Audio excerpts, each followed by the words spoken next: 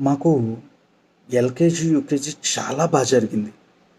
అలాగే first class to fifth class బ్రహ్మాండంగా జరిగింది. సిక్స్త్ క్లాస్ నుంచి ఏవో కొన్ని కొత్త స్కూళ్ళొచ్చాయి. అప్పుడు స్టడీ అవర్స్ అని ఒకటి మొదలైంది. అంతకుముందు ఉండేది ట్యూషన్ ఉండేది. అది మనం ఎక్కడ కావాలంటే అక్కడ జాయిన్ అవ్వచ్చు. కానీ ఈ సిక్స్త్ క్లాస్ నుంచి స్టడీ అవర్స్ అని ఒకటి పెట్టారు. అది కేవలం స్కూల్లోనే మనం చదువుకోవాలి. మనక ఫస్ట్ నుంచి ఏంటి, ఈవినింగ్ స్కూల్ వదిలేయంగానే ఇంటికెళ్ళి స్నానం చేసిన తర్వాత ట్యూషన్కి వెళ్ళటం అలవాటు. అదొకటి మనల్ని బాగా ఇబ్బంది పెట్టేది. స్టడీ అవర్ అనేది ఇరిటేషన్ ఉండేది. ఎందుకని అంటే మాకు సిక్స్త్ క్లాస్ నుంచి టార్చర్ మామూలుగా లేదు. అది ఎలా ఉంటుందంటే మా స్కూల్ మరీ భయంకరంగా ఉండేది.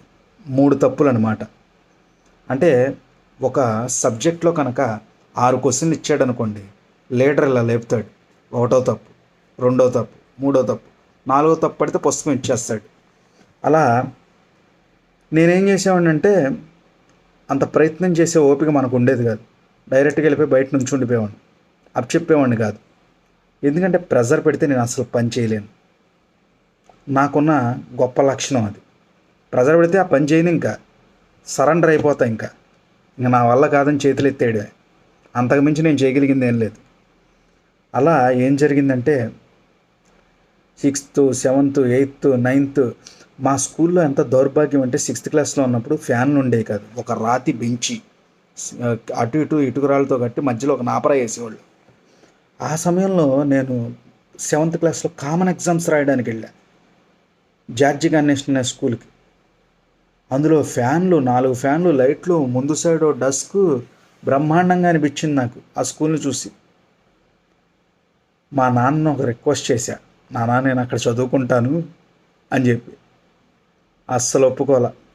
ఇంకేం చేస్తాం, అదే పాత స్కూల్లో కంటిన్యూ అయ్యాం. ఫ్యాన్లు ఉండేవి కావు, దోమలు కుట్టేవి, జెట్ చక్రాలు ఏవో తీసుకెళ్ళేవాళ్ళం. ఒక్కొక్కసారి ఇసుకలో కూర్చోబెట్టేవాళ్ళు ఫ్రంట్లో, సిమెంట్ చేయకముందు. అప్పుడు సిమెంట్ చేయలే. అసలు ఒక చిన్న గోణి సంచి లాంటిది ఒకటి తీసుకెళ్ళాలి ప్రతి ఒక్కడు, దాని మీద కూర్చోవాలి. అబ్బో, అదంతా చాలా భయంకరంగా ఉండేది. అసలు ఆ టార్చర్ ఎలా ఉండేదంటే చాలా భయంకరంగా ఉండేది. మా ఫ్రెండ్స్ అందరికి గుర్తుండదో లేదో నాకు తెలీదు. నేనైతే ఎప్పటికీ మర్చిపోలేను అట్లాంటివి. ఇంకా అక్కడ ఎలా ఉండేదంటే ఒక్క పిచ్చకుట్టుడు కొట్టేవాళ్ళు మమ్మల్ని. బెత్తాలని మా కోసం అర్జునుడు వర ఉన్నట్టు ఇలా వరలోంచి బాణం తెస్తారు చూసారు.